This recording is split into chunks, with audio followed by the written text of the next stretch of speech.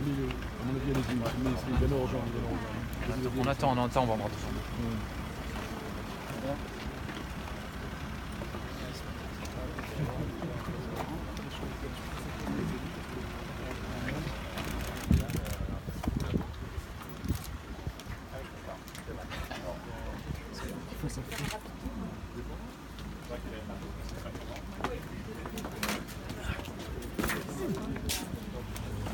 Gala, qui est Oui, je vais en passant. la maison Gala, et nous on la conserve pas, donc vous voyez ces deux scénarios ici. Avec maison Gala conservée. En fait, on l'avait cette maison Gala, c'est une maison beaucoup plus fonctionnelle. Et le parking évoqué tout à l'heure, il sera situé où? Alors, le parking, il est là. On le voit ici, Ah oui, c'est d'accord. ça. Et donc, on a le cheminement, on voit bien le cheminement qui fait ça et qui permet d'aller à pied. Il y a une place supplémentaire. Il y a des places supplémentaires. Le cheminement est là. Reculez un petit peu si vous voulez. Et en fonction des deux serments, on est sur 2300 mètres carrés ou 3000 mètres carrés. Sur la parcelle totale, il fait 4000 mètres 4000 carrés. mètres carrés. Parce que là, on voit bien par le cheminement. Reculer. On voit bien. Merci. Attendez, avec moi. Approchez-vous. Monsieur le ministre, vous sortez du commissariat d'Aulnois. Certains disent que c'est l'un des pires de France en termes de vétusté, d'état des locaux. Certains le disent, et pour l'avoir visité rapidement, je pense que c'est vrai. Je ne connais pas tous les commissariats de France, mais je vois effectivement aujourd'hui 40 femmes, hommes engagés pour assurer la sécurité du quotidien et qui ne retrouvent pas ici des conditions de travail dignes.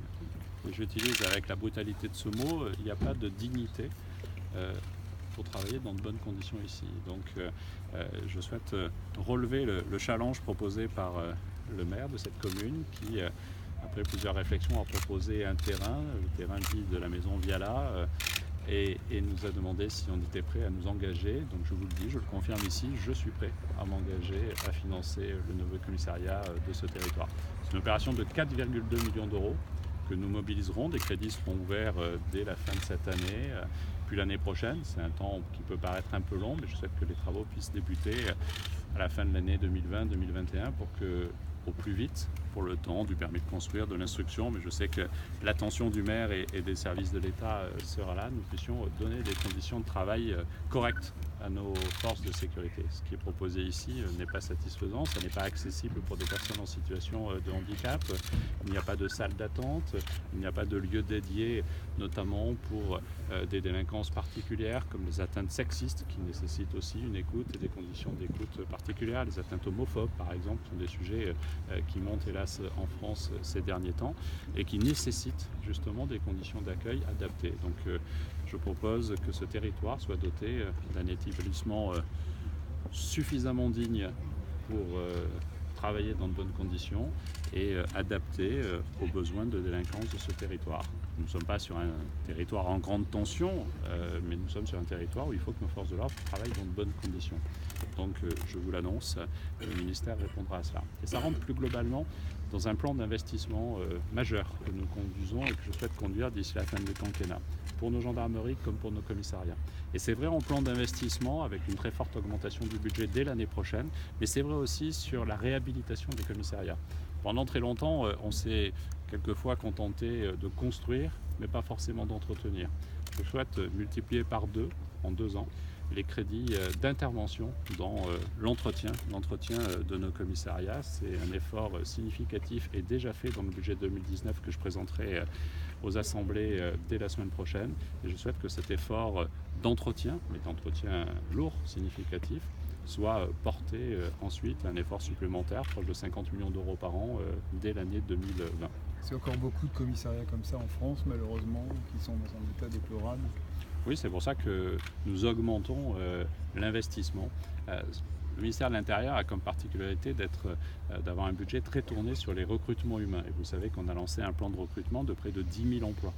Et c'est vrai que souvent on a tout mis sur les recrutements humains, pas assez sur leurs équipements et sur leurs conditions de travail, sur les véhicules. Moi, je souhaite que nous puissions intervenir et financer la totalité des conditions de travail. Donc c'est évidemment la question des recrutements et nous renforçons les effectifs.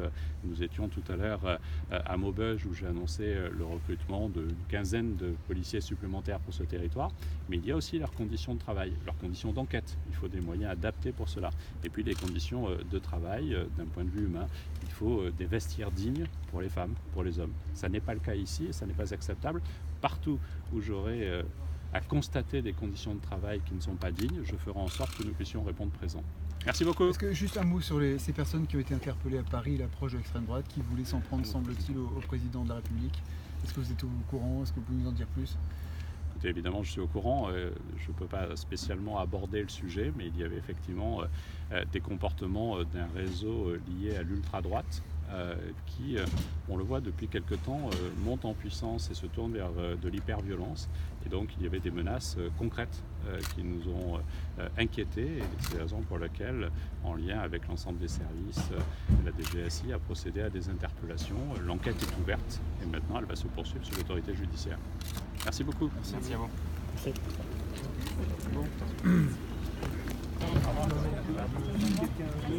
Ouais, on va y arriver. Au revoir, merci. Au revoir.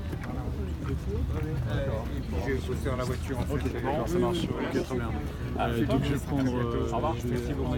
C'était rapide, mais c'était bien. Au revoir. Merci. Au revoir. Au revoir. Je vais essayer d'attraper, oui, Benjamin. Au revoir. Je ne sais pas dans quelle voiture il monte. Ah ouais, s'il s'en va, je vais. Merci beaucoup. J'ai ma voiture, mais j'ai pas de. Merci beaucoup. D'accord. Ah, bon, à midi, c'est ce que je fais, quand même. J'ai demandé qu'ils accélèrent le calendrier. Mais On va leur demander, on va passer. Bon. Ce qui est merveilleux, c'est que c'est dans la centralité. Ouais, c'est vrai. En même temps, dans la politique du Nord. Merci beaucoup. Au revoir, merci. Un grand merci. Ah non, bah pourtant il était prêt. Hein. Ah si, si, j'étais important. Hein. Pour l'accueil, on peut tourner. C'est très bien. Allez. Bah, écoutez,